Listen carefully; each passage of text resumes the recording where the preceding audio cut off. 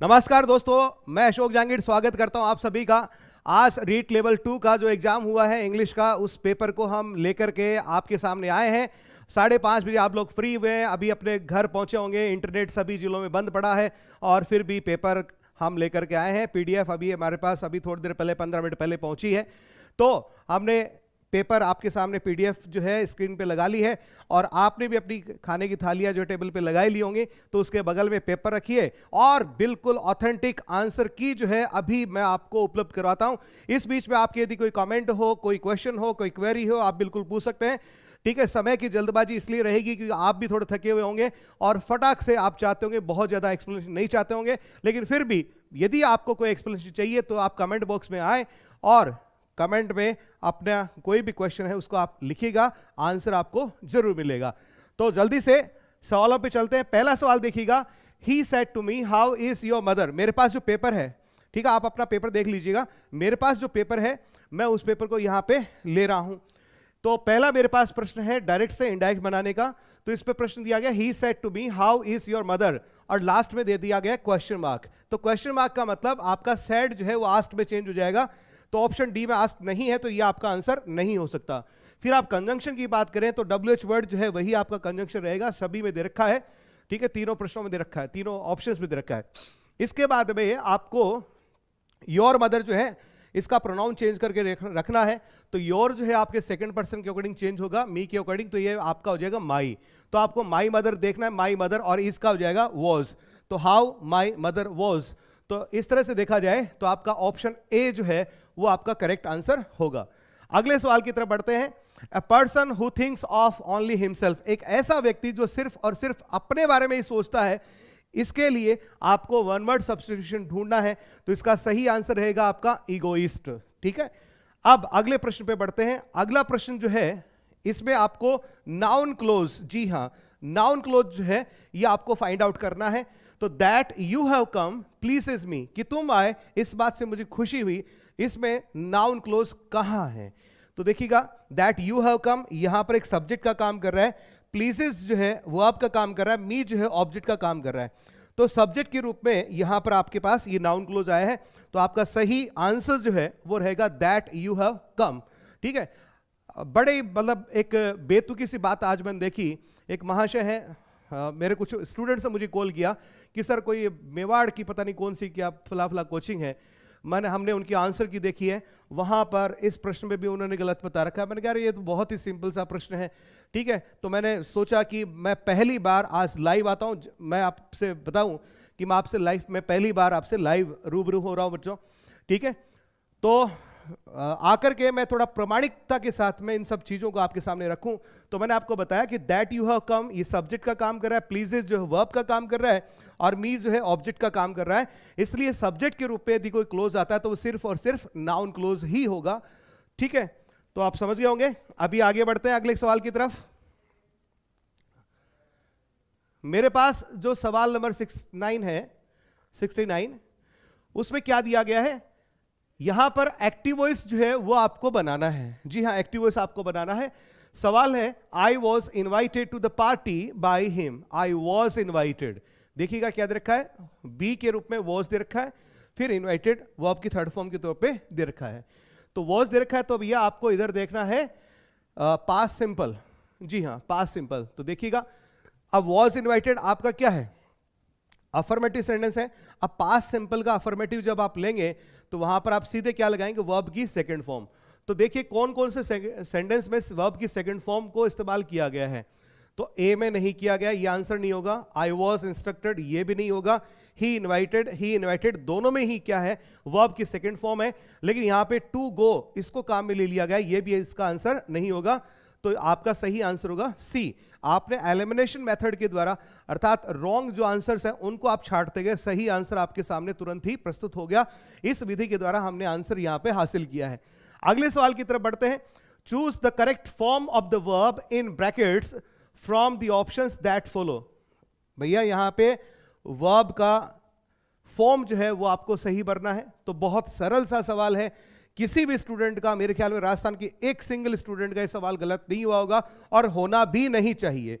ठीक है, वाक्य में क्या दे रखा है, यहां पे एडवर्बियल के तौर पे यस्टरडे दे रखा है। यस्टरडे का मतलब सीधा सीधा आपसे पास्ट फॉर्म इसकी वर्ब की पूछना चाह रहा है, पास्ट सिंपल टेंस यूज इसने किया है। तो सही जवाब आपका क्या होगा, वर्ब जो मीट दे रखी है इसकी second form met. Option C जो है आपका सही जवाब यहां पर होगा। आगे बढ़ते हैं,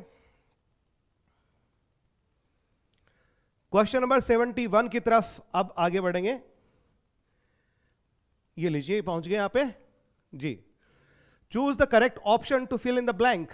आपको यहां पे प्रेपरेशन का एक सवाल मिला है।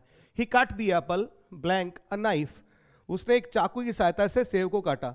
बिल्कुल आपने पढ़ रखा है। कई लोग तो ऐसे दावा कर रहे हैं यार मेरी किताब में से प्रश्न आया, मेरी किताब में से प्रश्न आया। भैया ऐसा कुछ नहीं है, ठीक है, मैंने पढ़ा रखा है, मैंने पढ़ा रखा है, ऐसा भी कुछ नहीं है। ये एक ऑथेंटिक और बहुत ही प्रामाणिक और बहुत ही एक स्टैंडर्ड का क्वेश्चन है जो हर एक टीचर जो है अपने स्टूडेंट को बताता है। तो किसी को यहां दावा करने की आवश्यकता नहीं है।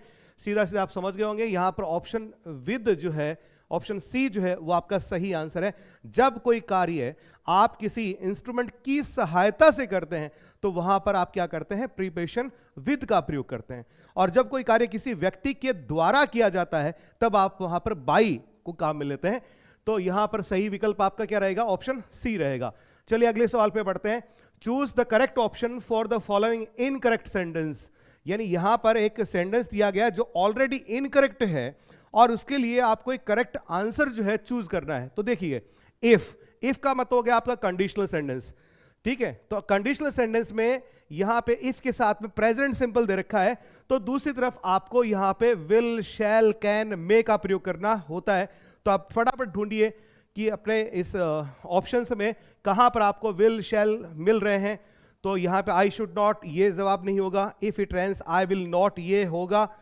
फिर भी बाकी ऑप्शंस को तलाश कर लीजिए। आई वॉज नॉट नहीं होगा, आई वुड नॉट नहीं होगा। तो आपका सही जवाब क्या रहेगा, ऑप्शन बी रहेगा, ठीक है। अब इसके बाद में आपको एक पैसेज दिया गया है, तो मैं एक बार चेक कर लेता हूं पैसेज यहां पे पूरा दिखाई पड़ रहा है क्या।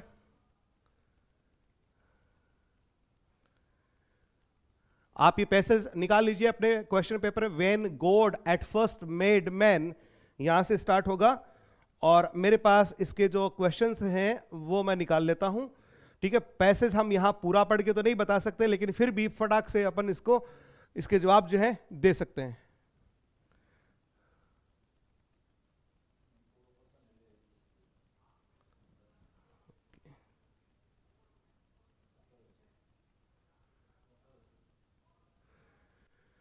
जी दोस्तों, अभी आपको दिखाई पड़ रहा होगा। तो पहला क्वेश्चन जो इस स्ट्रेंजा से लिया गया वो है what did God pour on man. Pour का अर्थ होता है उड़ेलना, व्हाट यानी क्या, अर्थात भगवान जो है, गॉड जो है मनुष्य के ऊपर क्या उड़ेलता है। ये तो एक कॉमन सेंस की बात भी है। आप देखिएगा कैसे कॉमन सेंस की बात कैसे देखिएगा। ब्लेसिंग्स, क्या ईश्वर हमारे ऊपर ब्लेसिंग्स उड़ेलते हैं, बिल्कुल उड़ेलते हैं। रेस्ट, क्या हमें आराम उड़ेलते हैं, नहीं। प्रॉब्लम्स उड़ेलते हैं, नहीं। कर्सेस, क्या हमें बद्दुआएं उड़ेलते हैं हमारे ऊपर, नहीं। तो आपके ये तीन विकल्प हो ही नहीं सकते। यदि आपने इस स्ट्रेंजा को ना भी पढ़ा होता तो भी आप अपने कॉमन सेंस से इसका सही जवाब जो है ये आप निकाल पाते थे, ठीक है दोस्तों। अब अगले प्रश्न की तरफ बढ़ेंगे। अगला जो प्रश्न है मेरे पास जो है क्वेश्चन नंबर 74, ठीक है। इसमें क्या दिया गया है, ये फिर से एक पैसिव वॉइस का सेंटेंस दिया गया है और इसका एक्टिव वॉइस जो है वो करने के लिए यहां पे कहा गया है, ठीक है। पैसिव वॉइस दिया गया, he was accused of theft, he was accused of theft. अब इस पे आरोप लगाया गया, थेफ्ट का, चोरी का आरोप लगाया गया इस व्यक्ति पे। यह आरोप किसके द्वारा लगाया गया वो आप बाई कह करके लिखते, लेकिन आपने उसको नहीं लिखा, ठीक है। तो ये एक ऐसा एजेंट था जिसको लिखने की आवश्यकता नहीं थी, तो हमने अज्यूम कर लिया कि बाई पीपल रहा होगा। अब एक्टिव वॉइस बनाते हैं तो आप क्या करते हैं, इसको सब्जेक्ट बनाएंगे। आप देखिए इधर, तो पीपल, पीपल कहां लिखा हुआ है, 3 में लिखा हुआ है। तो ऑप्शन ए जो है ये तो आपका सही जवाब हो ही नहीं सकता।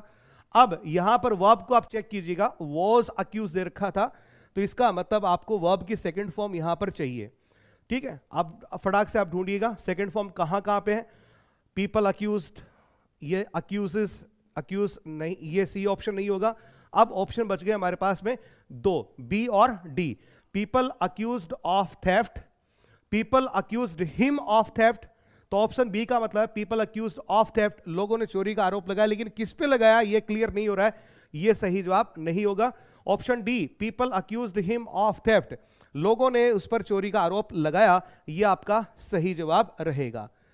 ठीक है दोस्तों, तो बीच में कुछ लोगों ने नमस्कार किया है। जी हाँ उमा जी, बिल्कुल गुड इवनिंग सर, बिल्कुल आपको भी गुड इवनिंग, बहुत बहुत नमस्कार।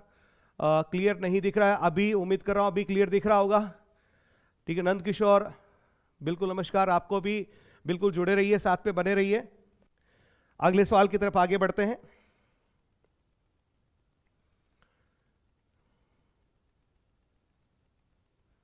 अभी दिख रहा होगा आपको। Choose the correct form of indirect narration for the given sentence. एक सेंटेंस दिया गया है और उसके लिए आपको इनडायरेक्ट बनाना है। बहुत सीधा सरल सा सवाल है भैया। He said I am a student, तो सैड के बाद में यहां पर सैड को यहां पर आपको एक इंट्रांजिटिव वर्ब के तौर पे दिया गया है। ट्रांजिटिव वर्ब होती तो टू प्लस ऑब्जेक्ट होता, जो कि नहीं है, इसलिए सैड का सैड ही रहेगा। तो आप चेक कर लीजिए कितने में सैड दे रखा है, 2 में नहीं दे रखा है, इनको कट करिए, इनको भगाइए यहाँ पे। फिर कंजंक्शन दैट लगेगा, ठीक है, यहां पर भी दैट है और इसमें भी दैट है।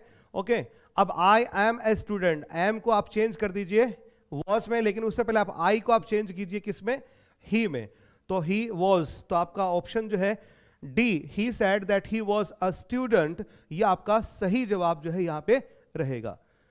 चलिए आगे बढ़ेंगे अभी।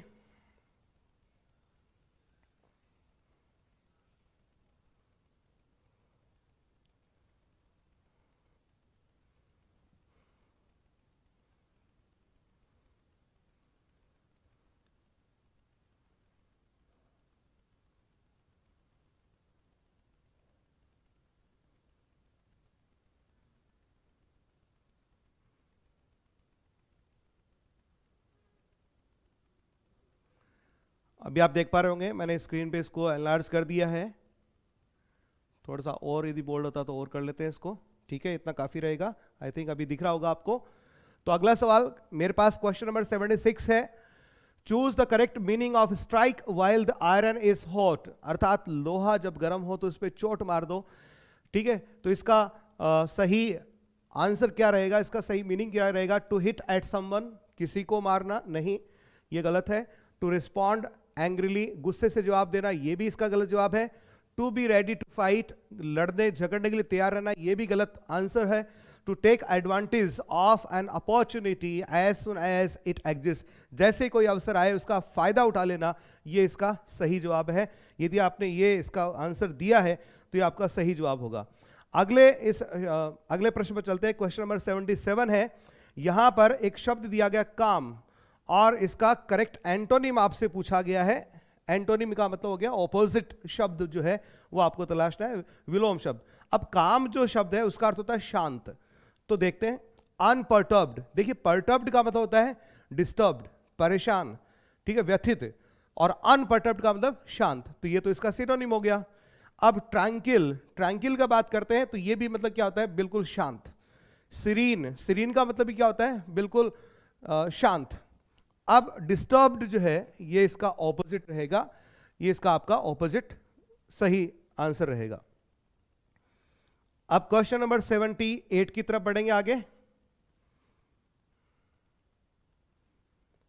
देख पा रहे होंगे।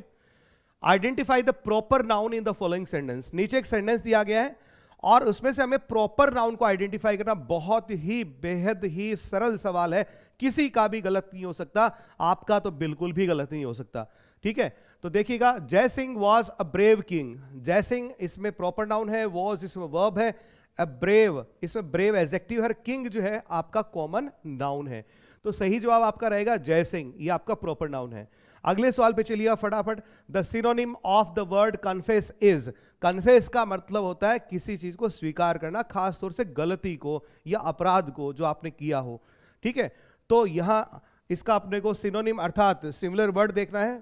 तो एडमिट, एडमिट का अर्थ भी क्या होता है, गलती को स्वीकार करना होता है। डिनाई का अर्थ मना करना होता है। डिक्लाइन का भी मतलब मना करना होता है। रिफ्यूज का अर्थ भी मना करना होता है। तो ये इसके सही जवाब नहीं होंगे, आपका ऑप्शन ए जो है इसमें सही जवाब होगा। अब बात करते हैं कमांड के लिए आपको एक मॉडल जो है वो फिल करना है। ठीक है, he not enter my house again. ठीक है, यहां अलग अलग राय हो सकती है, बट मेरी राय में यहां पर मॉडल विल जो है वो एक अप्रोप्रिएट आंसर होगा कि he will not enter my house again, कि वो बंदा मेरे घर पे दोबारा नहीं आएगा। That means I command for this thing. ठीक है, अब मॉडल का सवाल हो गया अपना। अब अगले सवाल पे चलेंगे।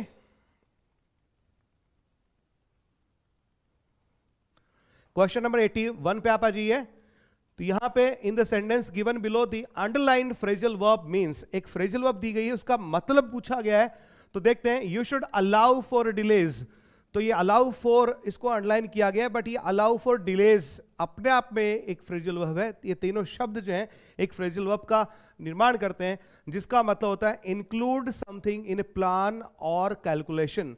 जब आप कोई प्लानिंग कर रहे हो, ठीक है, किसी चीज का अंदाजा लगा रहे हो और कोई चीज अचानक से आपके दिमाग में आ जाती है, तो आप उसको भी क्या कर लेते हैं, उसको इंक्लूड कर लेते हैं बाद में भी। तो इसको अपन बोलते हैं अलाउ फॉर डिले। ओके, इसको हम बोलेंगे अलाउ फॉर डिले। चलो, तो यहां पर ऑप्शन डी जो है वो आपका सही उत्तर रहेगा। अब क्वेश्चन नंबर 82 पे चलते हैं। Choose the correct assertive form of the given sentence. नीचे एक सेंटेंस दे रखा है और ये सेंटेंस आपका एक्सक्लेमेटरी सेंटेंस है और इसको असर्टिव फॉर्म में चेंज करना है, अर्थात ट्रांसफॉर्मेशन का सवाल है। तो ट्रांसफॉर्मेशन में करते क्या है, आप स्ट्रक्चर को चेंज करते हैं, मीनिंग को वैसा का वैसा ही रखते हैं। तो यदि आपको सिर्फ इतनी सी बात भी पता हो कि भैया स्ट्रक्चर चेंज करते हैं, मीनिंग नहीं, मीनिंग वैसा का वैसा ही रखेंगे, तो फिर आप इसको बहुत ही आसानी से कर सकते हैं। जैसे कहा गया, what a fool you are, तुम भी कितने बड़े बेवकूफ हो, ऐसा कहा जा रहा है। तो इसका मतलब क्या हुआ, you are a great fool, बिल्कुल। यू आर मोर और लेस ए फूल, ये नहीं होगा। यू आर फुलिश, तुम बेवकूफ हो, नहीं। None but you are full, और कोई नहीं, बस सिर्फ तुम बेवकूफ हो, ये भी इसका उत्तर नहीं होगा। तो ऑप्शन ए जो है ये बिल्कुल सिमिलर मीनिंग दे रहा है, इसलिए आपका ये सही जवाब होगा। अब इसके बाद में आगे बढ़े क्वेश्चन नंबर 83 की तरफ। Choose the correct phonetic transcription of the given word. नीचे एक शब्द दिया गया APPLE, बिल्कुल बच्चों को पहला शब्द अपन यही सिखाते हैं, APPLE, A फॉर एप्पल। हम गलत सिखाते हैं भैया, आप इसको एप्पल पढ़ते हैं तो गलत है, ठीक है, आप इसको क्या पढ़ेंगे, एप्पल। ओके, तो यहां पर एल्पल ये गलत है, एप्पल गलत है, एपाल गलत है और एप्पल ये आपका सही जवाब है। तो 83 में आपका ऑप्शन सी जो है वो एक करेक्ट आंसर रहेगा। अगले सेंटेंस पे चलते हैं। यहां पे आपको करेक्ट पैसिव फॉर्म जो है वो फाइंड आउट करना है। तो देखिए, डज शी स्पीक इंग्लिश, ये एक्टिव वॉइस का एक सवाल दिया गया है। इसमें शी सब्जेक्ट है, स्पीक वर्ब है, इंग्लिश आपका ऑब्जेक्ट है और डू डज का इसमें प्रयोग किया गया प्रेजेंट सिंपल है। अब डू डज का मतलब यहां पर वर्ब की फर्स्ट फॉर्म है, तो बी की फर्स्ट फॉर्म अर्थात इज एम आर आप तलाश कीजिए। तो देखिए, इज एम आर कहां मिलते हैं आपको, हैड ये नहीं होगा, वॉज ये नहीं होगा, हैज ये नहीं होगा, ऑप्शन ए सही जवाब है जी। ठीक है, तो 84 में आपका आंसर ए सही जवाब रहेगा। अब क्वेश्चन नंबर 85 की तरफ बढ़ेंगे अपन।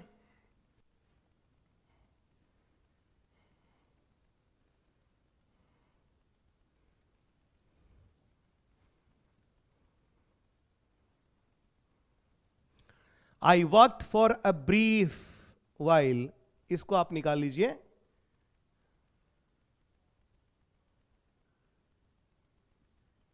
एक पैराग्राफ दे रखा है मेरे पास, क्वेश्चन नंबर 85 और 86 के लिए है। ठीक है, तो मैं सीधे आपको क्वेश्चन पे ले चलता हूं।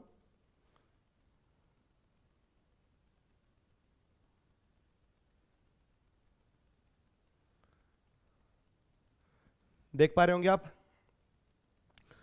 क्वेश्चन नंबर 85 है, what according to the writer is the highest youthful ambition in the best colleges. जो बेहतरीन से बेहतरीन कॉलेजेस हैं वहां पर भी जो यूथ जो है उनकी एम्बिशन क्या रहती है। तो आपने इसको पढ़ा है, पैसेज को मैंने ही पढ़ा है।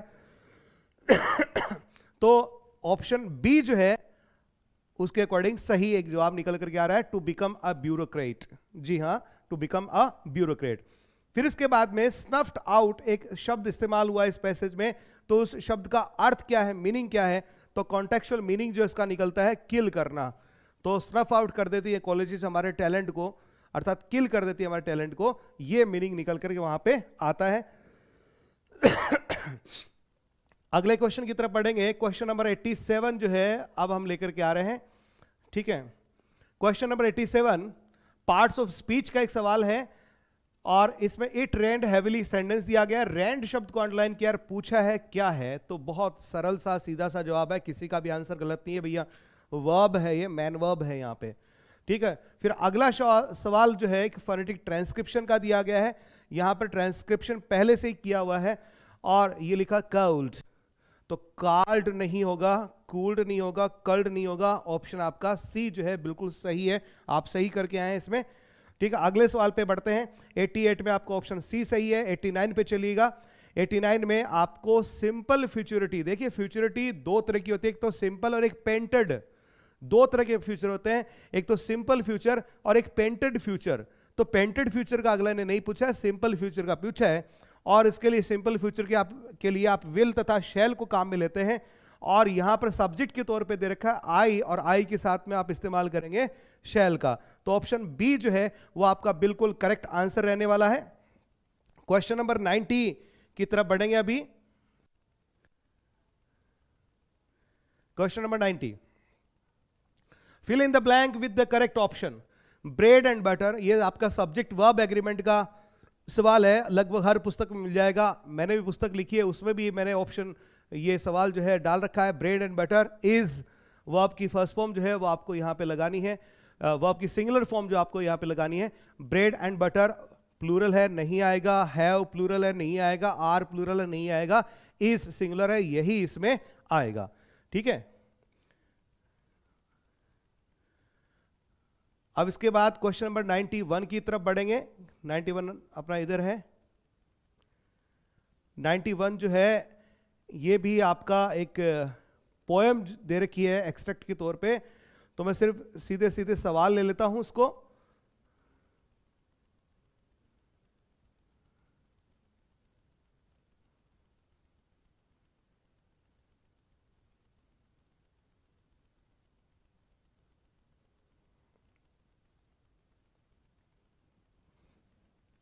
पहला सवाल है what is freedom. Question number 91, what is freedom. इस पोएम के अकॉर्डिंग फ्रीडम क्या है, तो फ्रीडम क्या है देखिएगा, the right to do as one pleases, ठीक है। कोई व्यक्ति अपने इच्छा के अनुसार कोई काम कर सके, ठीक है, वो आपका राइट टू फ्रीडम है। बिल्कुल, आप भी कमेंट करते रहिए। किट्टू डाबी आपने भी अच्छा कमेंट किया है, और मंगना राम गोदारा है वो भी हमारे बीच में आ चुके हैं भाई। बिल्कुल आप भी लोग भी जवाब देते रहिए, ठीक है। और कोई क्वेश्चन हो तो आप बिल्कुल पूछिएगा। अब इसके बाद क्वेश्चन नंबर 92 की तरफ बढ़ते हैं। Choose the correct option, which one of the following is a feature of an ode. तो बिल्कुल फटाफट बताता हूं ओड क्या होता है। ओड का मतलब होता है एक लॉन्ग लिरिक पोएम। पहली खास बात होती है लिरिक पोएम होती है और लॉन्ग होती है। इसमें स्ट्रोफी, एंटी स्ट्रोफी और ईपोड का प्रयोग होता है। दूसरी इसकी विशेषता होगी। तीसरा, जब कोई ओड ओपन होता है तो किसी इन्वोकेशन अर्थात आह्वान या अपोस्ट्रोफी किसी को संबोधन के साथ में होता है, ठीक है।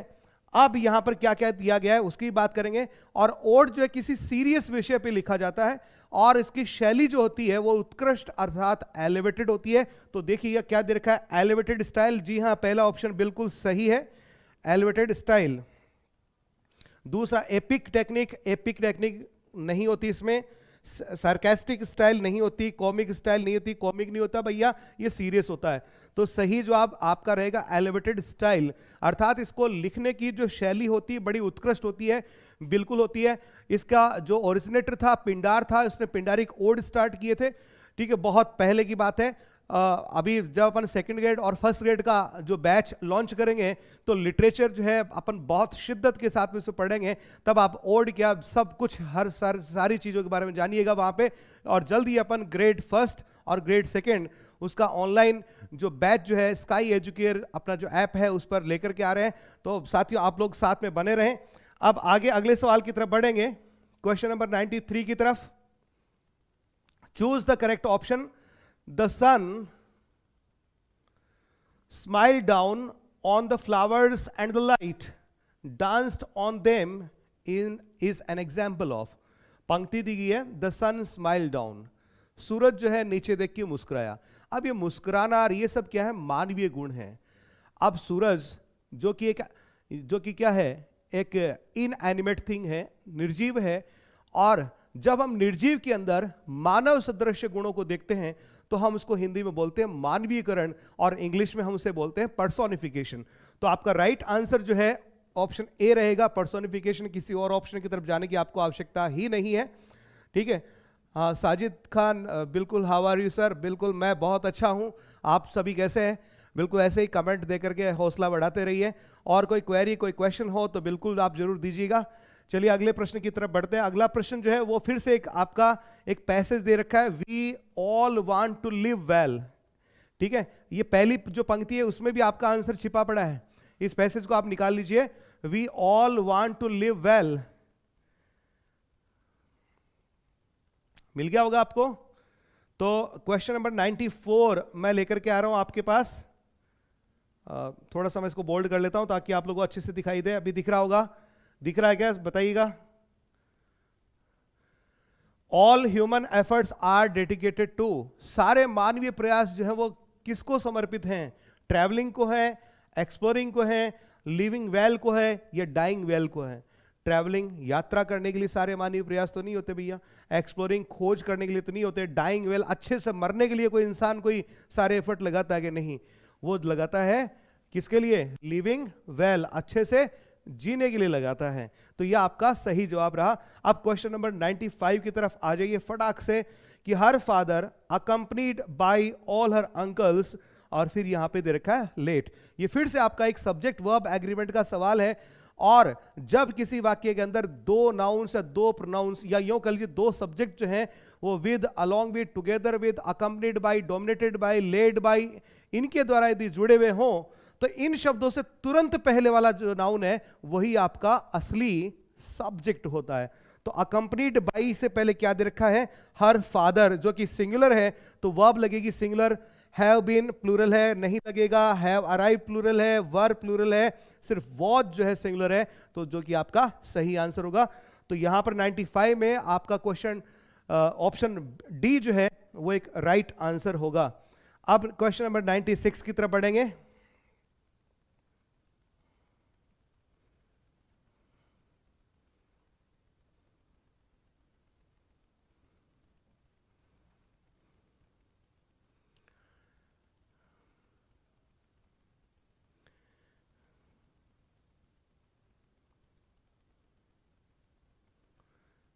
हाँ जी, देख पा रहे हैं अभी 96, बहुत ज्यादा सरल सवाल दिया गया है।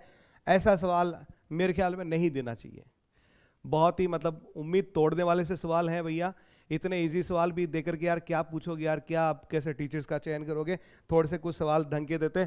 Identify the correct form of tense पूछा है, ठीक है। तो करेक्ट फॉर्म ऑफ टेंस क्या है देखते हैं। व्हेन आई अराइव्ड, जब मैं पहुंचा, Tom was talking on the phone, Tom क्या कर रहा था? फोन पे बात कर रहा था, ठीक है। अब ये टेंस कौन सा है? तो अंडरलाइन जिसको किया गया उसके टेंस को पूछा गया है, तो सीधी सी बात है यहां पर पास्ट कॉन्टिन्यूस है, क्योंकि वॉज प्लस आईएनजी दे रखा है, पास्ट कॉन्टिन्यूस है। चलिए अगले में चलते हैं। Choose the correct direct speech, indirect sentence already दे रखा है, उसका आपको डायरेक्ट बनाना है। और सेंटेंस क्या दिया है? She says that Tom is a doctor, उसने कहा कि टॉम क्या है? डॉक्टर है। तो देखिएगा यहाँ पे सेज दे रखा है, तो सेड वाले सारे ऑप्शन हटा दीजिए, ऑप्शन ए हटा दीजिए, ऑप्शन सी हटा दीजिए, ठीक है। अब ये आपने हटा दिए। अब ऑप्शन बी और सी, ऑप्शन बी और डी आपके पास बच गए। सेज यहां पर भी दे रखा है, Tom is a doctor, as it is आ जाएगा। तो ऑप्शन बी जो है आपका सही है, क्योंकि नीचे वाले ऑप्शन में डी में यहां पर इन्होंने वॉज दे दिया था, जो कि सही नहीं है। अब क्वेश्चन नंबर 98 की तरफ आगे बढ़े। क्वेश्चन नंबर 98 हाजिर हो जल्दी से। यह आ गया अपना क्वेश्चन नंबर 98, ठीक है। और ये मैंने अपना पेन सेलेक्ट कर लिया है। Choose the correct tense of the verb in bracket from the options that follow. यहां पे आपको क्या करना है? Choose the correct tense of the verb, correct tense of the verb आपको चूज करना है। तो देखिए, you pass the exam if, आप भैया कंडीशनल सेंटेंस हो गया। कंडीशनल सेंटेंस देखिए आगे क्या दे रखा है? हैड स्टडीड, यानी पास्ट परफेक्ट दे रखा है, तो इधर would have, should have, could have, might have plus past participle अर्थात वर्ब की थर्ड फॉर्म आपको लगानी है। तो देखिएगा could have, would have, should have, might have कहाँ मिलता है? यहाँ पे नहीं मिला, यहां पे नहीं मिला, यहां पे नहीं मिला, सिर्फ यहां मिला वुड हैव पास, तो ये आपका सही जवाब रहा। अगले शब्द पे, अगले क्वेश्चन पे चलिएगा। क्वेश्चन नंबर 99 पे आइएगा। सवाल है, एक शब्द दिया गया क्रिटिसाइज, और इसका एंटोनिम अर्थात इसका विलोम शब्द पूछा गया है। तो क्रिटिसाइज का मतलब होता है आलोचना करना, जी हाँ। कंडेम का मतलब आलोचना करना हो गया, सेंसर का मतलब भी आलोचना करना हो गया, और ब्लेम का मतलब आरोप लगाना। ये सिमिलर से ही शब्द हैं। अब कमेंड, कमेंड आपने जरूर सुना होगा कि कमेंडेबल परफॉर्मेंस हुई है, तो इस तरह से आपके 3 विकल्प तो क्या हो गए, गलत, और आपका ऑप्शन सी कमेंड जो है जिसका अर्थ होता है प्रशंसा करना, यह आपका सही जवाब रहा। अब क्वेश्चन नंबर 100 की तरफ हम आगे बढ़ते हैं। 100 नंबर पे क्या दे रखा है, जल्दी से देखते हैं। Choose the correct modal auxiliaries. Modal auxiliary पूछा भैया, you pay a little more attention to your appearance, अर्थात भैया तुम अपने हुलिये की तरफ थोड़ा ज्यादा ध्यान दे सकते थे ना। तो थोड़ा सार्कास्टिकली ये बात कही जाती है, अर्थात आप सामने वाले की अपीयरेंस से क्या है, सेटिस्फाइड नहीं है, अर्थात to express a degree of dissatisfaction, आप थोड़ा सा असहमति जता रहे हैं, असंतुष्टि जता रहे हैं, तो इसको आप काम में लेंगे, और इसके लिए आपको मॉडल काम में लेना होता है माइट। तो ये आपका बिल्कुल सही जवाब रहेगा। अब क्वेश्चन नंबर 101 पे आते हैं, और इसमें देखिए क्या पूछा है। The chief guest distributed the prizes, यहाँ डिस्ट्रीब्यूटेड को अंडरलाइन किया गया है, और इसमें फ्रेजल वर्ब पूछी गई है कि डिस्ट्रीब्यूटेड शब्द की जगह कौन सी फ्रेजल वर्ब उपयुक्त रहेगी। तो भैया डिस्ट्रीब्यूट का अर्थ क्या होता है, वितरण करना, और वितरण करने के लिए होता है गिव अवे, जिसकी सेकंड फॉर्म आपको गिव अवे के तौर पे आपको यहाँ पे लगानी है। तो ऑप्शन बी आपका सही जवाब रहेगा। अब क्वेश्चन अगले पे चलते हैं, क्वेश्चन नंबर 102 पे चलते हैं। तो आ जाइए, पहुंच गए अपन। ये रहा आपका क्वेश्चन नंबर 102। अब इसमें ट्रांसक्रिप्शन का एक सवाल पूछा गया है, ट्रांसक्रिप्शन के रूप में दिया गया सी, ठीक है, सी। अब पूछा है कि ये कौन सा शब्द जो है इसके लिए उपयुक्त रहेगा। तो इसका उच्चारण भी क्या है, सी है, इसका उच्चारण भी सी है, ठीक है। ओनली सी नहीं, ये तो नहीं होगा। शी, इसका उच्चारण कुछ यूं हो जाएगा, ठीक है, और ओनली सी ये भी इसका नहीं होगा। तो ऑप्शन ए जो है इसका करेक्ट आंसर रहेगा। अब 103 नंबर सवाल में चलते हैं।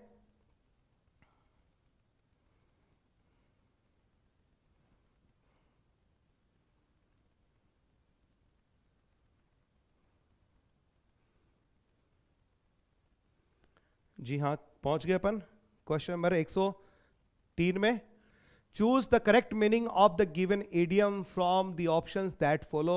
एक इडियम का आपको अर्थ बताना है, और इडियम है turn a blind eye means to. Turn a blind eye का मतलब क्या होता है कि कोई आपके सामने गलतियां हो रही है, आप उसकी तरफ से आंखें फेर लेते हैं। तो इसका अर्थ होता है refuse to acknowledge a known truth, सामने सच सामने पड़ा है लेकिन फिर भी आप उसको मानने से इनकार कर देते हैं। ये तो बिल्कुल भैया पाकिस्तान वाली सी हरकत बता रहा है। तो ठीक है, पाकिस्तान जवाब होता तो वो भी अपन दे सकते थे यहाँ पे। तो ऑप्शन सी जो है वो इसका सही जवाब रहेगा, ठीक है। अब क्वेश्चन नंबर 104 पे आ जाइएगा। दे अराइव्ड सून आफ्टर, आफ्टर शब्द को अंडरलाइन किया गया है और पूछा है कि ये क्या है। तो अराइव्ड जो कि वर्ब है, अराइव्ड एंड पहुंचना, किसी वाक्य में एडवर्ब को पहचानना बहुत ही आसान होता है। पहचाने की देखिए, आप उसे पूछे कब, कहां, कैसे, क्यों, तो अराइव्ड एंड पहुंचना, कब पहुंचना, तो जवाब आया आफ्टर, बाद में। तो ये हो गया आपका एडवर्ब। ज्यादा ऑप्शंस को देखने की आवश्यकता ही नहीं है आपको, तो ठीक है, बिल्कुल आपका सीधा सा जवाब निकल करके आ गया। तो 104 में ऑप्शन ए जो है वो आपका सही जवाब है। ये रहा आपका सही जवाब। अब क्वेश्चन नंबर 105 उसकी तरफ चलते हैं।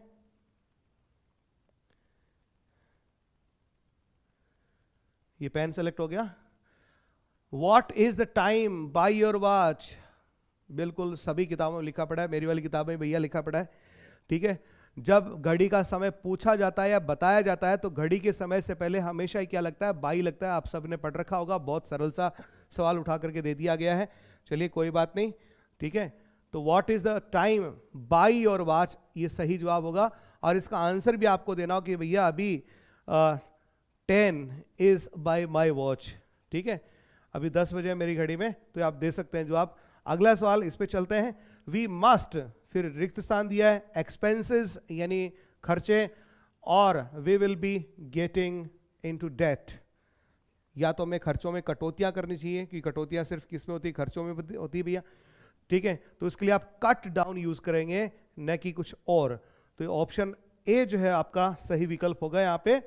आप क्वेश्चन नंबर 107 पे चलते हैं। क्वेश्चन नंबर 107 अच्छा सवाल है। I will do it when I please. यहां पर वेन आई प्लीज को अंडरलाइन किया, पूछा ये कौन सा क्लोज है, ठीक है। अब वाक्य के लेटर पार्ट में दे रखा है, तो आप सीधे पहले वर्ब से कंफर्म कर लो, डू या नहीं करना। कब करना? वेन आई प्लीज, जब मेरी मर्जी होगी तब करूंगा। तो दैट मीन्स ये एडवर्ब का सवाल हो गया। तो ये क्लोज जो है आपका एडवर्ब क्लोज है, किसी से पूछने की, पंडित जी से पूछने की जरूरत नहीं है आपको, सीधा सटीक सा आंसर है। An amendment has been made, amendment और उसके बाद मेक दे दिया, किसी के लिए सुधार करना होता है, तो यहां पे भैया टू लगेगा। प्रिपरेशन सीधी सीधी यहां पे टू आएगी, और किसी प्रिपरेशन में आपको गौर करने की भी आवश्यकता नहीं है। तो यहां क्वेश्चन नंबर 108 में आपका ऑप्शन बी जो है वो सही जवाब रहेगा। अब क्वेश्चन नंबर 109 की तरफ बढ़ चलते हैं। क्वेश्चन नंबर 9 क्या है? यहां पर फिर से क्लोज का सवाल आया है। Where he lives is not known. देखिएगा सवाल क्या है, where he lives is not known. तो वेयर ही लिव्स ये आपका सब्जेक्ट है, इज नॉट नोन ये आपका वर्ब फ्रेज है, अर्थात आपका प्रेडिकेटर है। ओके, तो अब सब्जेक्ट के तौर पे यदि कभी कोई क्लोज आता है तो सीधा सी बात है वो नाउन क्लोज होता है, ठीक है। अभी फिलहाल मैंने देखा, पता नहीं कौन सी कोई कोचिंग है, अभी कोई वीडियो कोई मेरे को दिखा रहा था, तो उसमें मेवाड़ साइड की कोई कोचिंग है, तो वहाँ बता रहे थे इसको एडवर्ब क्लोज बता रहे थे। मैंने कहा एडवर्ब क्लोज कैसे हो सकता है भैया? तो बोले सर इसमें वेयर दे रखा है। मैंने कहा वेयर देने से कोई मतलब नहीं है, आपका ये क्लोज फंक्शन किस चीज का कर रहा है, ठीक है। तो यहाँ पर ये फंक्शन कर रहा है सब्जेक्ट का, और सब्जेक्ट का यदि कर रहा है तो इसके रूप में सिर्फ और सिर्फ क्या आएगा? नाउन क्लोज आएगा। इतना आपने जरूर पढ़ा होगा। तो सही जवाब जो है इसका ऑप्शन डी रहेगा। अब अगले सवाल पे बढ़ते हैं, क्वेश्चन नंबर 110 इस पे लिए चलता हूं आपको। Fill in the blank with the correct form of the verb given in bracket. Bracket में वर्ब दे रखी है, उसका आपको सही रूप जो है भरना है। तो इट्स टाइम, यदि सीधा इट्स टाइम दे रखा होता और फिर वर्ब मांगी होती तो आप क्या करते? टू प्लस वर्ब की फर्स्ट फॉर्म का इस्तेमाल यहां पर करते, टू इन्फिनिटी को काम में लेते। लेकिन इट्स टाइम के बाद में यहां पर आपको एक प्रोनाउन दे दिया गया, तो सीधे आपको लगानी वर्ब की सेकंड फॉर्म। ये आपने टेंस में जरूर पढ़ा होगा, नहीं पढ़ा है तो बिल्कुल आपको पढ़ना चाहिए। और ऐसे ही चीजें पढ़ने के लिए आप हमसे जुड़ सकते हैं हमारे ऐप के ऊपर, स्काई एजुकेयर के ऊपर, जिसके ऊपर हम जल्द ही सेकंड ग्रेड और फर्स्ट ग्रेड का इंग्लिश का बैच जो है लॉन्च करने वाले हैं, जिसमें आपको एक्सक्लूसिव लाइव क्लासेस मिलेंगी, रिकॉर्डेड वीडियोस मिलेंगे, और साथ में मिलेगा आपको पूरा का पूरा स्टडी मटेरियल, पूरा ऑथेंटिक होगा, लिटरेचर भी इसमें भरपूर होगा, और सवालों की संख्या आप काउंट ही नहीं कर पाओगे, ये मान लीजिएगा।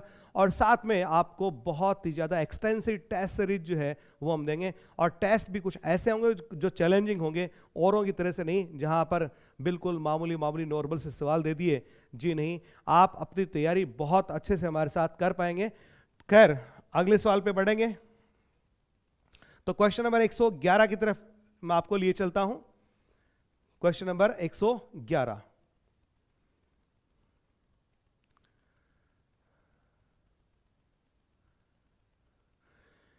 तो यहां पर the teacher said that oil floats on water.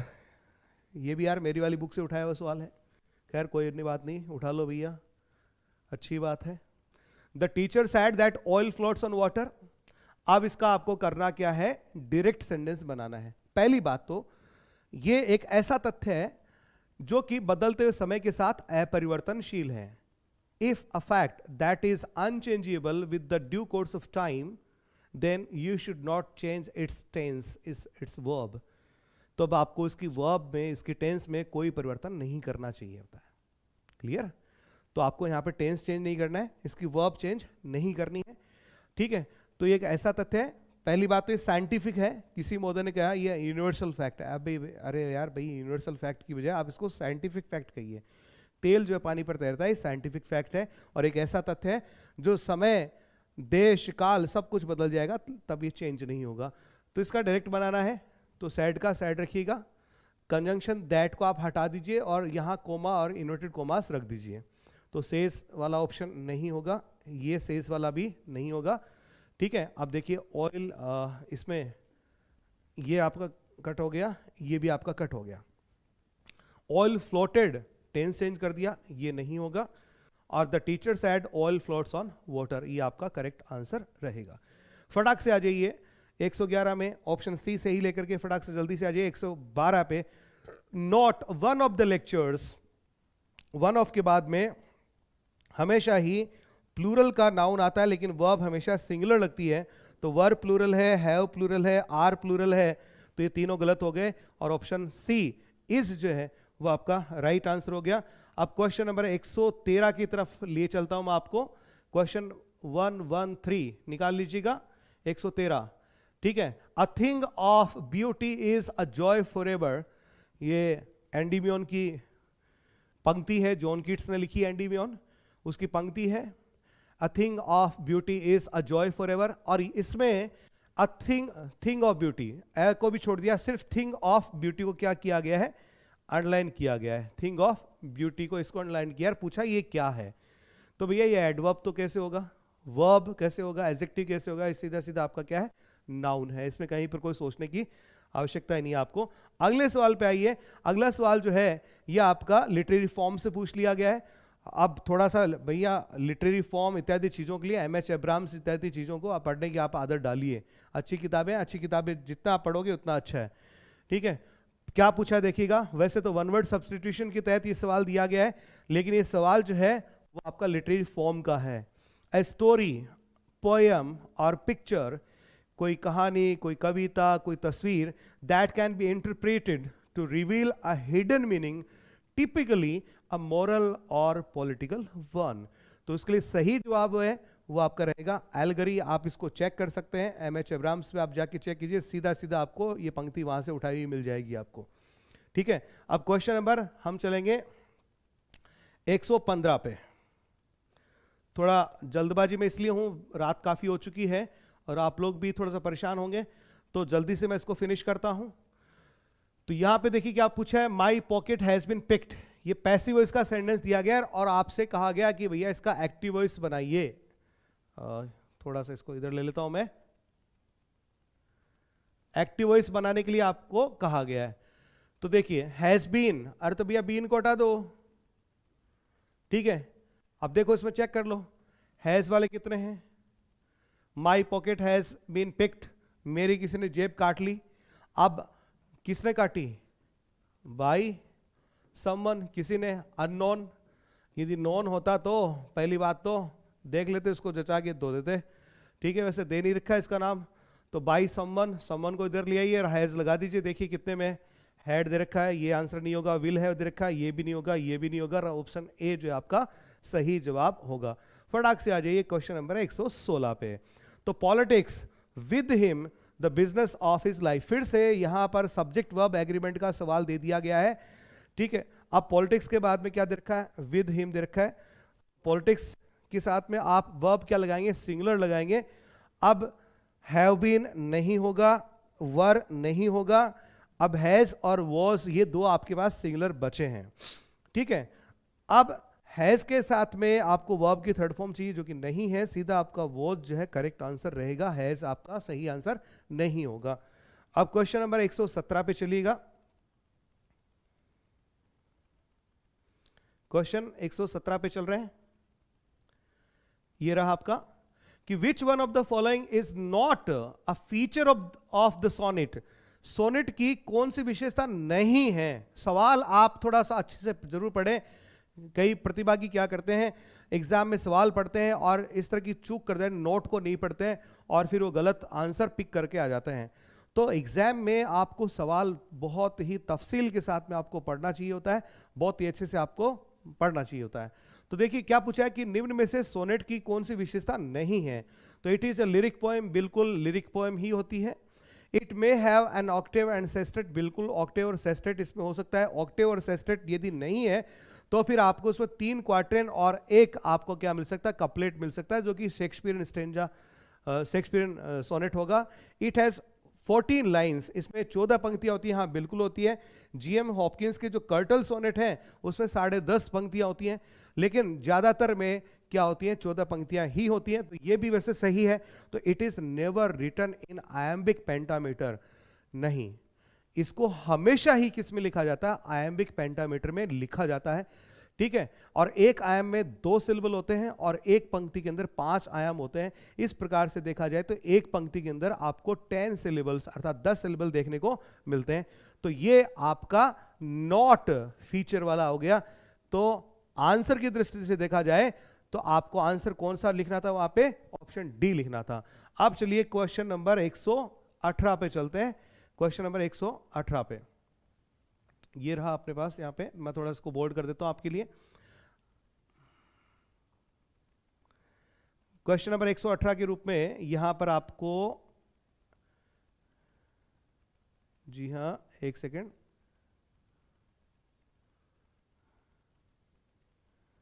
जी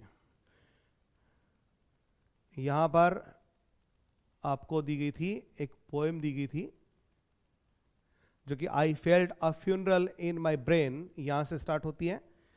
तो आप पोएम निकाल लीजिए, मैं क्वेश्चन निकाल लेता हूं।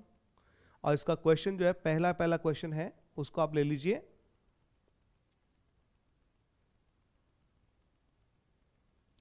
ये रहा, then space began to toll.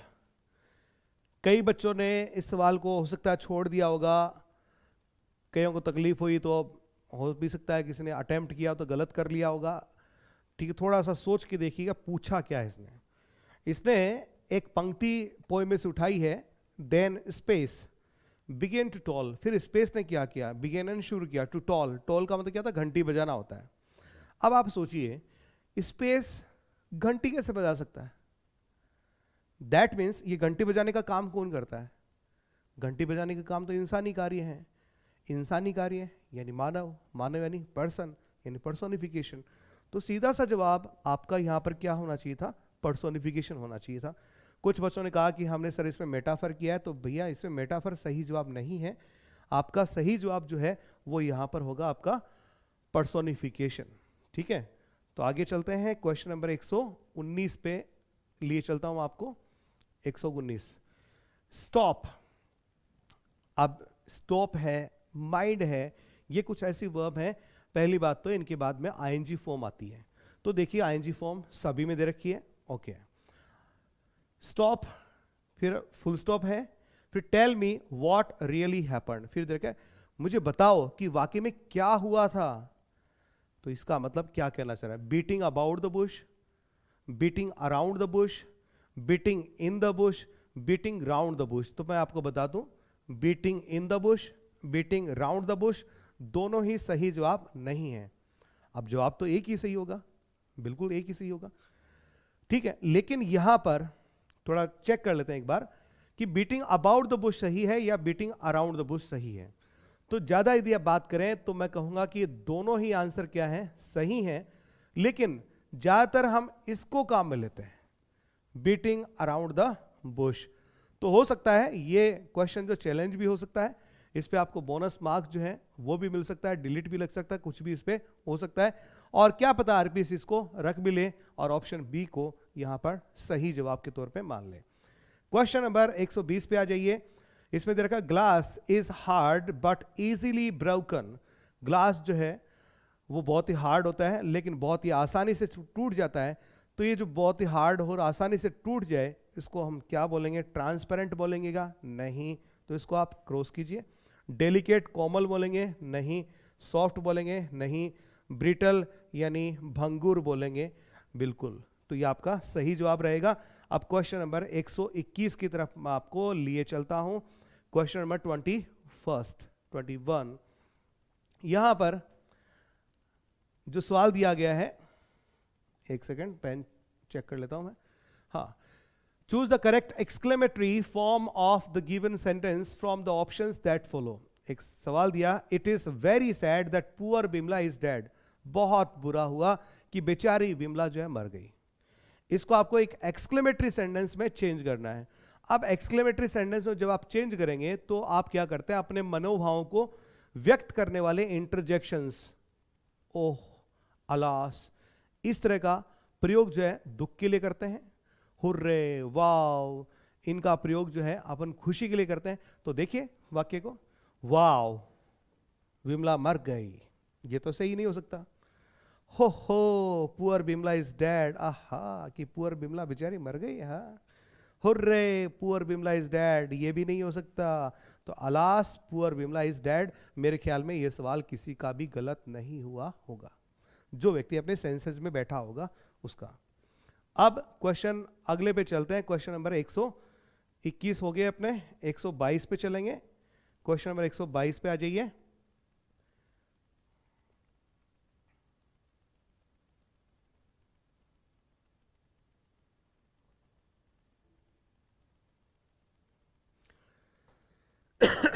Seeing a bear coming, एक भालू को आता देख करके he lay on the ground, वह जमीन पे लेट गया। सिंपल सेंटेंस का एग्जांपल है और इसको कंपाउंड फॉर्म में इसको चेंज करना है। तो भैया कंपाउंड फॉर्म की जो आपके कंजंक्शंस है आप फटाफट से उनको ढूंढ लीजिएगा। तो he saw a bear and बिल्कुल है। The bear having come ये नहीं है। Seeing a bear coming ये फिर से नहीं होगा। He was lying on the ground as ये भी इसका नहीं होगा। ठीक है, तो ऑप्शन ए जो आपका सही जवाब रहेगा, he saw a bear and lay on the ground, उसने एक भालू को देखा और जमीन पे लेट गया। यह आपका इसमें कंपाउंड सेंटेंस का एग्जांपल हो गया। अब क्वेश्चन नंबर 123 की तरफ लिए चलता हूं आपको, 123 पे।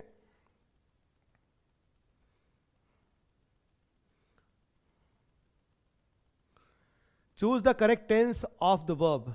तो देखिएगा टेंस ऑफ द वर्ब पूछा है, इफ आई वर यू, यदि मैं तुम्हारी जगह होता, तो आई बाई अ कार। अब इधर वर दे रखा है तो आप क्या करेंगे, या तो बी की आप सेकंड फॉर्म वर यूज करते थे यदि बी को पूछा होता तो बी तो नहीं पूछा, और यदि सिंपल ऐसे वर्ब दे रखी है तो आप इसका सेकंड फॉर्म यूज करते, वो भी नहीं दे रखा तो फिर आप क्या यूज करते, वुड यूज करते। अब वुड भी नहीं दे रखा तो अब बॉट, ये आपको यूज नहीं करना है, ये आपको यूज नहीं करना है। इसने मॉडल के लिए बोला है, इसको आप यूज मत कीजिएगा। अब शैल बाई ये आप नहीं कर सकते, विल बाई ये नहीं कर सकते, तो बच गया आपके पास शुड बाई। तो यहां पर इफ आई वर यू, यदि मैं तुम्हारी जगह होता, I should by A car, तो मैं एक कार खरीदता। ये इसका सही जवाब यहां पे रहेगा। क्वेश्चन नंबर 124 पे आ जाइए। The man wasn't given money by her, passive voice का सेंटेंस है और यहां इसको आपको बनाना है एक्टिव वॉइस में। तो देखिए क्या दे रखा है, वाज के साथ में नॉट दे रखा है, वर्ब की थर्ड फॉर्म दे रखी है। तो आप वाज के अकॉर्डिंग आप इसको चेंज कीजिए पास्ट सिंपल में, जहां पर डिड के साथ आप क्या लगाएंगे, नॉट। तो डिड नॉट ढूंढिए कौन कौन से सेंटेंस में, इसमें इजंट है, इसमें डिंट है, इसमें हैडंट है, इसमें मनी वाजंट है। तो ऑप्शन ए, सी और डी आपके सही जवाब नहीं हो सकते। आपका सही जवाब होगा ऑप्शन बी। जी हाँ, ऑप्शन बी। तो अब 125 पे आप आ जाइए फटाक से। सवाल नंबर 125।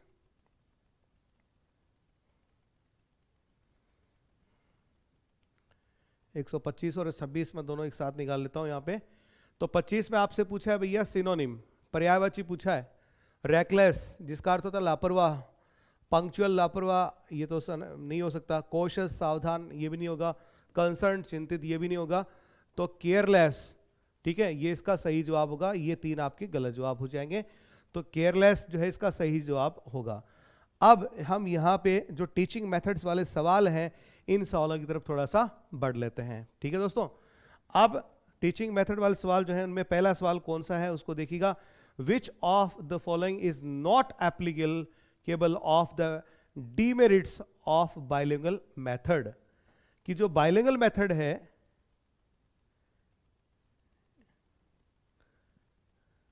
हाँ जी, जो बाइलिंगुअल मेथड है उसकी डीमेरिट्स या डिसएडवांटेज जो है उसमें कौन सा शामिल नहीं है। जी हां, सवाल क्या पूछा है, इसमें से कौन सा शामिल नहीं है।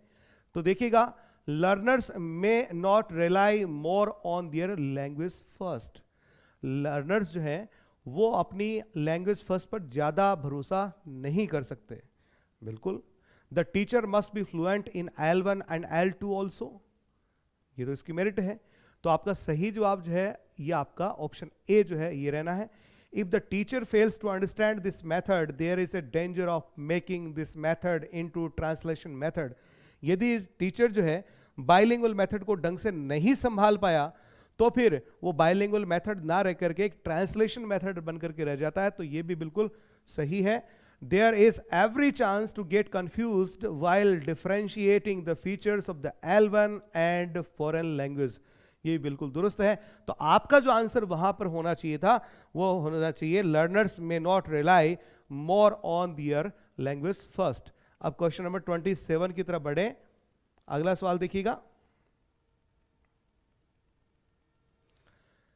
The major weakness of the communicative language teaching, communicative language teaching इसका मतलब CLT हो गया। तो इसकी सबसे बड़ी कमजोरी क्या है वो देखिएगा। Learners get sufficient opportunities to practice language through task, बिल्कुल सही जवाब है। Teachers involvement in teaching is less, हाँ जी बिल्कुल लेस होता है और ये कमजोरी भी है इसकी। फिर भी अपन और देखते हैं। Pair and group work build learners confidence and learning is interesting, बिल्कुल सही है।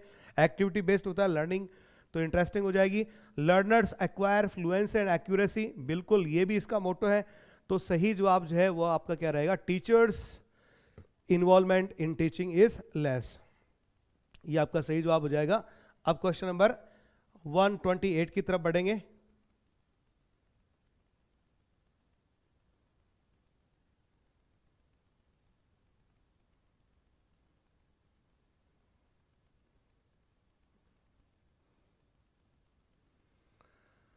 देखिए जी, which one of the following is not true of the audio lingual method. Audio lingual method के बारे में कौन सा ऑप्शन इसमें सही नहीं दे रखा है। 128 की बात कर रहे हैं अपन।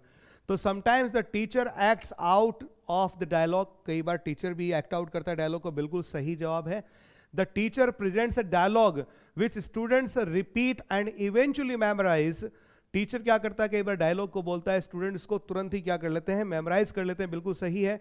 Explicit grammar rules are provided, यहां बिल्कुल आप थोड़ा रुक जाइए, ठीक है। इसमें आपका यही क्या रहने वाला है, सही जवाब रहने वाला है एक्सप्लिसिट ग्रामर। अरे भैया इसमें ग्रामर का रोल ही नहीं होता, ग्रामर इसमें पढ़ाई नहीं जाती हो मान लीजिए आप, ठीक है। तो यहां पे ये आपका ऑप्शन सी जो है ये सही रहने वाला है, बिल्कुल साइलेंट जाट भैया आपने इसमें अभी जवाब दिया। ई है कि सी है, हाँ सी तो सही रहेगा आपका, बिल्कुल सी सही जवाब है। अब इसमें ऑप्शन एक और देख लीजिए, चेक कर लीजिएगा। Not even a single word of students native language is used, ये भी बिल्कुल गलत है। तो सही विकल्प जो है वो आपका ऑप्शन 128 में ऑप्शन सी जो है ये आपका सही विकल्प रहने वाला है। क्वेश्चन नंबर 129 की तरफ बढ़ जाते हैं। अभी स्टूडेंट क्या इनमें थोड़ा सा असहज महसूस करते हैं, लेकिन एक बार यदि आपकी टीचिंग मेथड्स की, साइकोलॉजी की, इनके यदि कॉन्सेप्ट यदि सही हो, अच्छे से पढ़ा हो, तो फिर आपको कोई दिक्कत नहीं आती है, ठीक है। तो कॉन्सेप्ट क्लियरिंग वाले ये सेंटेंसेस हैं। तो देखिए, विच one is not included in the importance of CCE, अर्थात कॉन्टिन्यूअस कॉम्प्रहेंसिव इवैल्यूएशन जो है उसमें विच one is not included in the importance of CC की इंपॉर्टेंस में निम्न में से कौन सा शामिल नहीं है। इसमें आपके 4 ऑप्शन दे रखे हैं, ठीक है। तो learners do not develop concept clarity, it promotes holistic development of the personality of learners, बिल्कुल होता है। CC reduces stress and anxiety of children, बिल्कुल। It reduces drop out rate as there will be less fear, ये भी सही है। तो learners do not develop concept clarity, ये इसमें इसकी इंपॉर्टेंस में इंक्लूड नहीं है। तो 129 में आपका ऑप्शन ए जो है वो सही रहेगा। 129 में आप बी बता रहे हैं, नहीं बेटा बी नहीं, हम ऑप्शन ए के साथ में इसमें जाएंगे, ठीक है। क्वेश्चन नंबर 130 पे आ जाइए। Which one of the following principles not included the principles of bilingual method? पहली बात तो क्वेश्चन में यहां पे थोड़ी सी त्रुटि है, ठीक है। क्वेश्चन में थोड़ा सा देखिए, which one of the following principles not included in the principles of bilingual method, यहां इस तरह से इसको लिखा जाना चाहिए था। तो देखते हैं इसमें क्वेश्चन नंबर 130 में आपका कौन सा विकल्प सही है और कौन सा गलत है। तो L1 is used only by the teacher to explain vocab and phrases. ठीक है कि L1 का प्रयोग जो केवल टीचर के द्वारा किया जाता है। भैया केवल टीचर L1 को यदि यूज करे तो चलेगा, ओके चलेगा। L1 is used only by the student. अब L1 को केवल ही कौन यूज करे? स्टूडेंट यूज करे, क्योंकि समस्या किसका आनी है? स्टूडेंट की आनी है। तो वो क्या करेगा? वो L1 के साथ साथ में L2 को भी काम में लेगा। तो ये रहा आपका इसमें सही विकल्प जो आपको एग्जाम में लिख करके आना था। आगे आपको ऑप्शन पे जाने की आवश्यकता ही नहीं है। ठीक है, अभी हेलो विजय भव, ओके विजय भव, हाँ बिल्कुल सही है। ठीक है, क्वेश्चन नंबर 131 पे चलते हैं। 131 पे आ जाइए।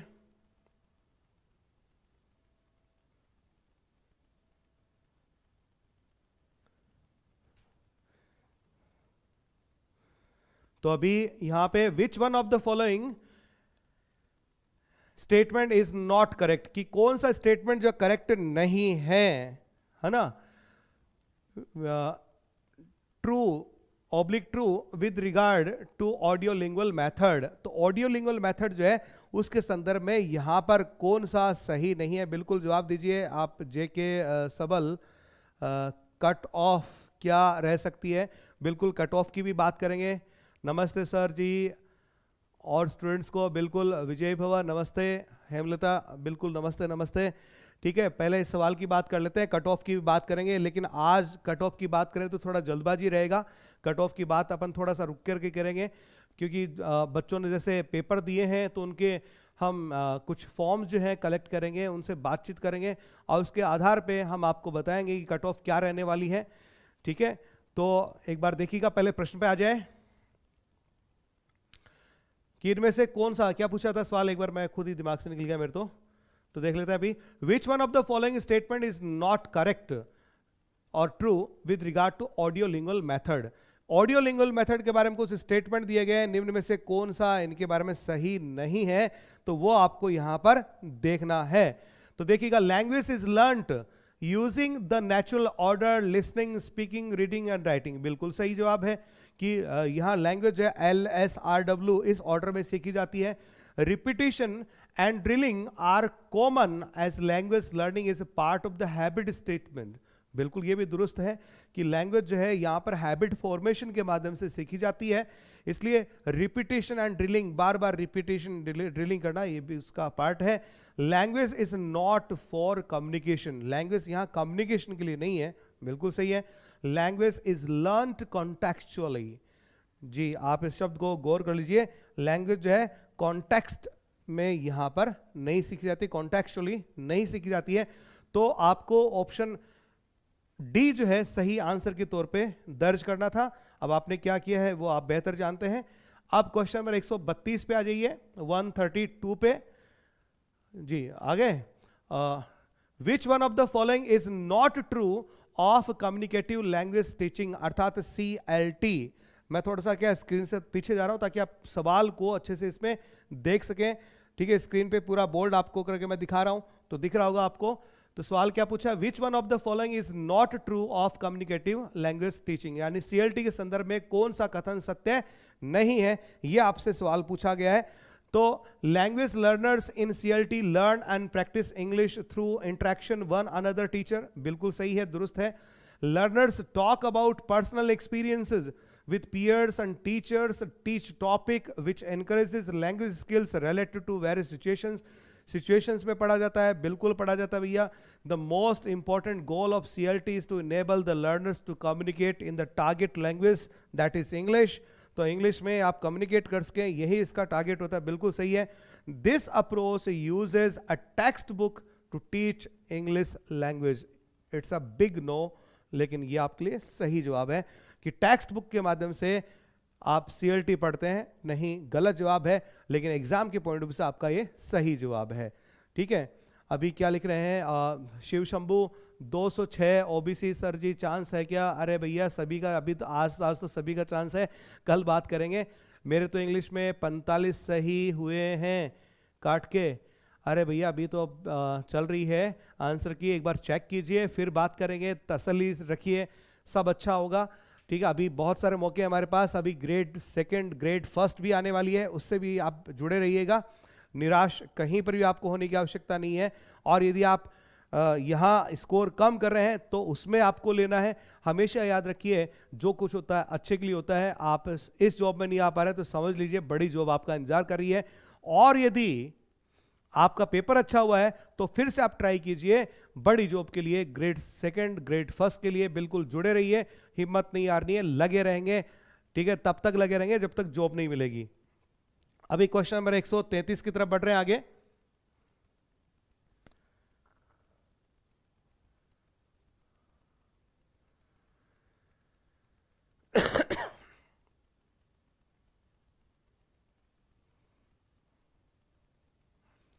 हाँ जी, which one of the following is not the type of test. यदि हम लैंग्वेज टेस्ट की बात करें तो प्रोफिशिएंसी टेस्ट भी होता है, अचीवमेंट टेस्ट भी होता है, एप्टीट्यूड टेस्ट भी होता है और एटीट्यूड टेस्ट भी होता है।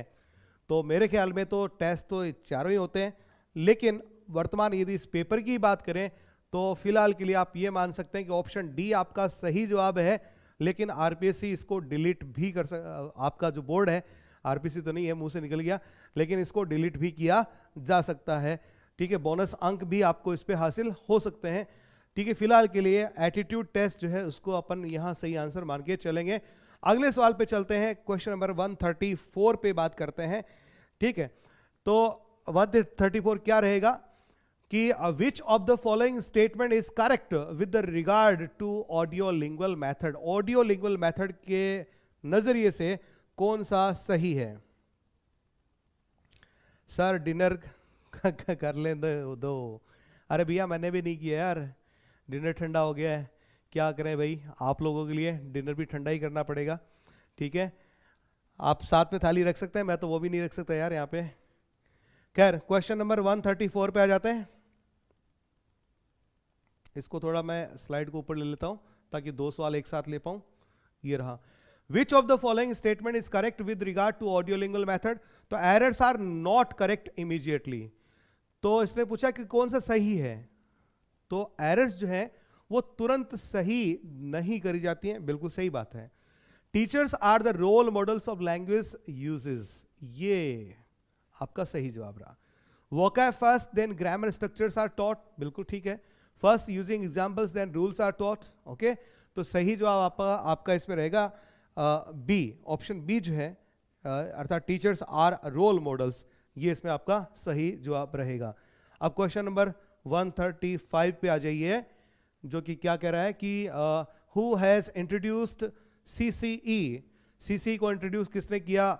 बिना किसी से पूछे हुए सीबीएसई जवाब डाल दीजिए इसमें। सीबीएसई इसका बिल्कुल सही जवाब है। अब यहां आपके टीचिंग मेथड वाले सवाल हो गए, अब कुछ साइकोलॉजी वाले जो सवाल हैं उनकी तरफ अब बढ़ लेते हैं। ठीक है, क्वेश्चन नंबर 136 पूछा है programme learning is based on. अरे भैया अभिक्रमित अधिगम, अर्थात प्रोग्राम लर्निंग जो है ऑपरेंट कंडीशनिंग जो है उस पे है, अर्थात क्रिया प्रसूत अनुबंधन पे आधारित है। ठीक है, अगले सवाल पे चलिए। PASS model of intelligence was elaborated in the year 1994।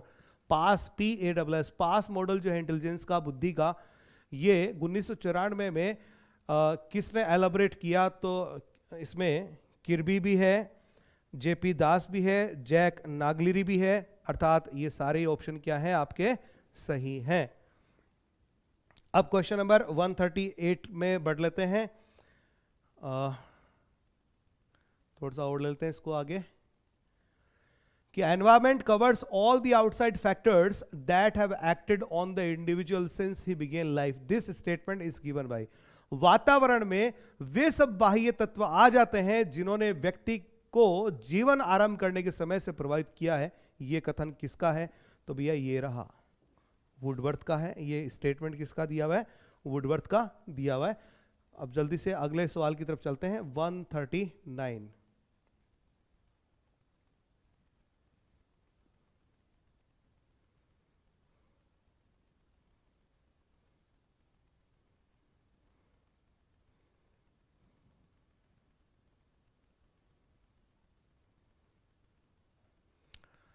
थोड़ा सा पेपर की पीडीएफ सही नहीं आई, लेकिन आप देख पा रहे हैं law of readiness, law of exercise and law of effect, ये सारे के सारे आपके थॉर्नडाइक के नियम हैं, ठीक है, और ट्रायल एंड एरर से संबंधित है। तो ऑप्शन सी जो है इसमें आपका सही जवाब रहेगा, option C, trial and error. ठीक है, अर्चना चौधरी, कितने क्वेश्चन करके आए आप सभी? तो ये तो आप सभी आपस में बात कर रहे हो भाई, किन किन लोगों का टाइम पास होता था, कहाँ पे भैया? पेपर में? क्या पेपर में टाइम पास करने जा रहे थे क्या? खैर अगले सवाल पे बढ़ लेते हैं। 140,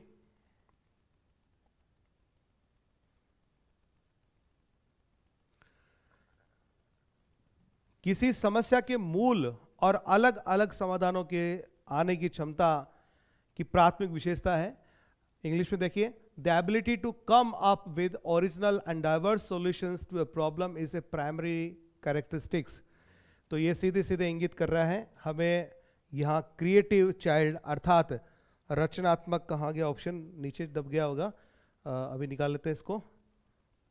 तो ये सृजनात्मक बालक जो है ये आपका इसमें सही जवाब रहेगा। अब क्वेश्चन नंबर 141 की तरफ बढ़ते हैं, काफी लेट हो गया है।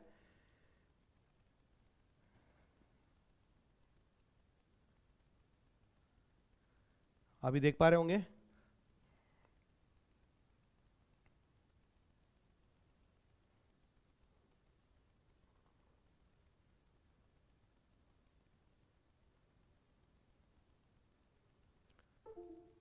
एक शिक्षिका अपने विद्यार्थियों की विभिन्न अधिगम शैलियों को संतुष्ट करने के लिए वैविध्यपूर्ण कार्यों का उपयोग करती है, वह किससे प्रभावित है?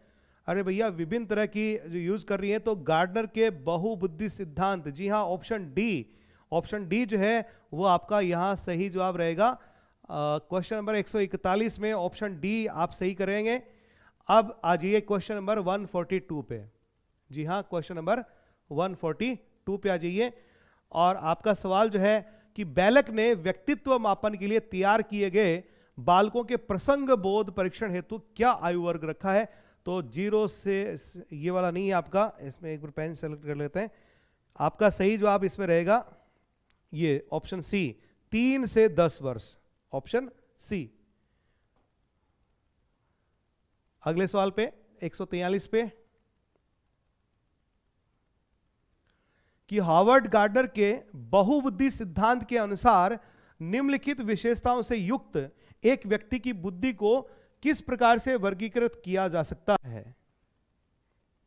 तो आप इसका सही जवाब देंगे इंटरपर्सनल और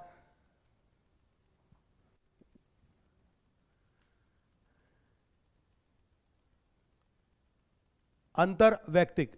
बिल्कुल, इंटरपर्सनल, ऑप्शन डी जो है ये आपका सही जवाब रहेगा। इंट्रा नहीं, इंटर होगा, ठीक है, अंतरवैयक्तिक होगा।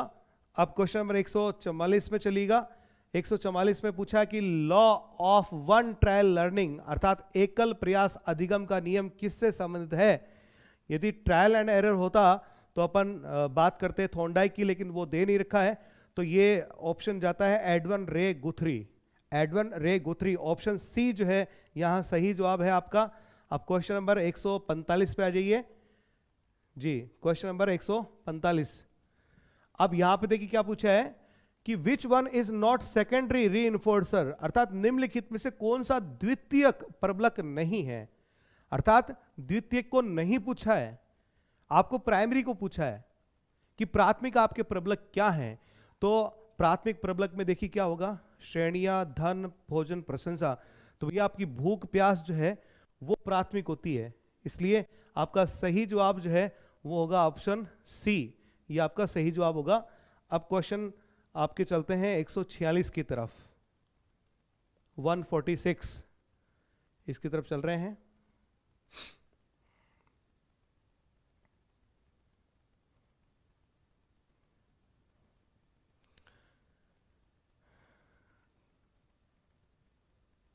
हिंदी में दिखा देता हूं आपको यहाँ पे, ठीक है, ये काफी रहेगा। कि कौन सा सही क्रम है?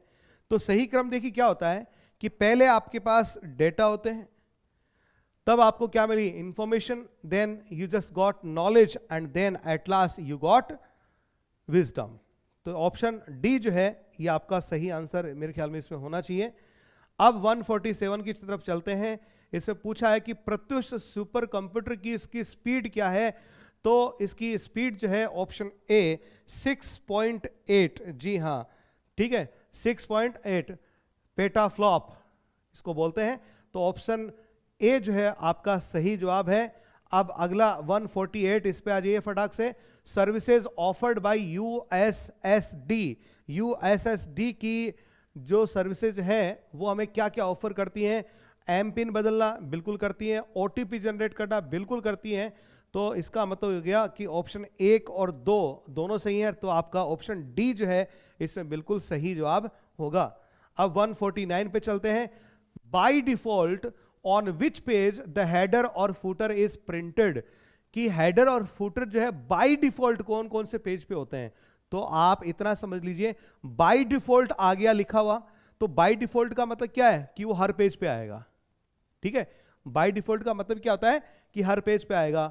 तो अब देखिए एवरी पेज कहां लिखा हुआ है, ऑप्शन बी में लिखा हुआ है, तो आपका 149 में सही जवाब जो होगा वो होगा आपका option B, on every page. अब यहां आपका अंतिम सवाल, Morris is an example of, Morris जो है किसका एग्जाम्पल है, तो ये भैया कंप्यूटर वॉर्मवेयर है, ठीक है। तो ये कंप्यूटर वॉर्म, तो यहां पर सीधा ऑप्शन दे रखा है सी, तो ये कंप्यूटर वॉर्म है। तो इस तरह से मैंने यहां पर आपके सभी प्रश्नों के उत्तर जो हैं मैंने दिए हैं, जिसमें अब 60 सवाल आपके सब्जेक्ट के हो गए, इंग्लिश के हो गए। इसके अलावा आपके 10 सवाल जो है टीचिंग मेथड के हैं और 10 सवाल आपके साइकोलॉजी के और कंप्यूटर के इत्यादि के आपके सवाल हैं। तो टोटल आप करके अपने 80 सवालों के उत्तर जो है यहाँ पर प्रामाणिकता के साथ में देखें। उम्मीद करता हूँ आपको ये पसंद आया होगा। और अभी हम बहुत जल्द ही ग्रेड 2 और ग्रेड 1 के जो बैचेज हैं उनको अनाउंस करने वाले हैं, तो आप स्काई एजुकेटर के साथ जुड़े रहें और वेट कीजिए, जल्द ही हम होली के बाद में वीडियोस लेकर के आने वाले हैं। तो अब आप अपने इस पेपर को संभालिए, उसमें देखिए आपके कितने क्वेश्चंस सही हैं कितने गलत हैं, और अपना स्कोर जो है वो आप हमें कमेंट बॉक्स में ज़रूर बताएं। मैं कल एक बार फिर से आपके कमेंट बॉक्स को चेक करूंगा और कल शाम तक हम कोशिश करते हैं कि बहुत सारे बच्चों का जो व्यू है पेपर का लें और फिर हम कट ऑफ के बारे में भी बात करें। तो सभी लोग जुड़े रहिए, बने रहिए और चैनल को लाइक शेयर सब्सक्राइब जरूर कीजिए। शब्बा खैर, गुड नाइट, शुभ रात्रि, थैंक यू।